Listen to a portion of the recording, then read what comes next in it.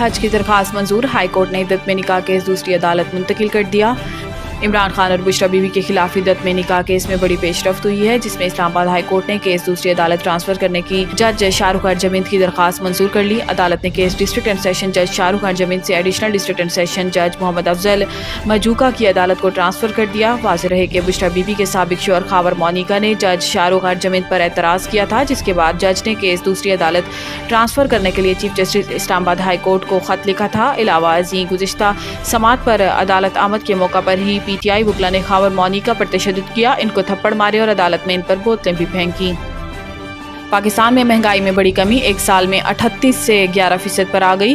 ادارہ شماریات کے مطابق اپریل کے مقابلے مئی میں سی پی آئی افراط زر 11.76% ریکارڈ کیا گیا، جبکہ اپریل میں سی پی آئی افراط زر 17.34% تھا۔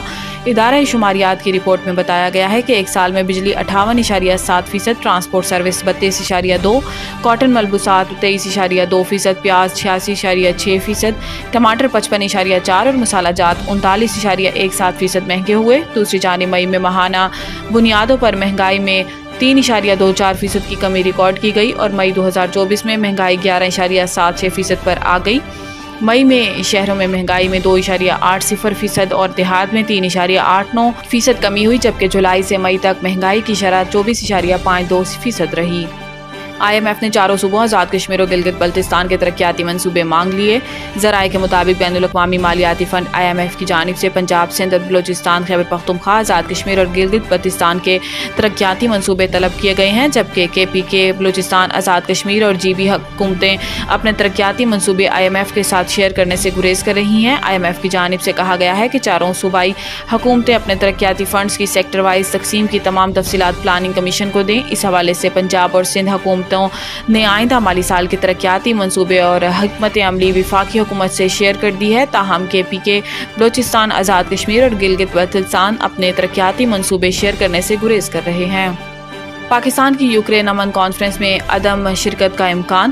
دفتر خارجہ کی ترجمان ممتاز زہرا بلوچ کا کہنا ہے کہ روس یوکرین تنازع پر ہونے والی اس کانفرنس میں شرکت کے لیے پاکستان کی دعوت نامہ موصول ہو چکا ہے، لیکن پاکستان نے ابھی شرکت کی حوالے سے کوئی فیصلہ نہیں کیا۔ ذرائع کے مطابق امکان یہ ہے کہ پاکستان اس معاملے پر اپنی غیر جانبداری برقرار رکھے گا، کیونکہ اس تنازع کے بڑے فریق روس کو شرکت کی دعوت نہیں دی گئی۔ چین کے بارے میں بھی امکان ہے کہ وہ کانفرنس سے غیر حاضر رہے گا۔ پاکستان ایسے عالمی اور علاقائی معاملات پر چین کے صلاح مشورے پر چلتا ہے، لہٰذا اس امر میں حیرت نہیں ہونی چاہیے کہ مغربی ممالک خاموشی کے ساتھ پاکستان کو شرکت پر آمادہ کرنے کی کوشش کر رہے ہیں۔ فروری 2022 میں جب یہ جنگ شروع ہوئی تھی تو اس وقت کے پاکستانی وزیر اعظم عمران خان دورہ روس پر تھے۔ گو ان کے اس دورے کا اس تنازع سے کوئی تعلق نہیں تھا، لیکن ان کی روس میں موجودگی پر مغربی ممالک میں خدشات کا شکار ہوئے تھے۔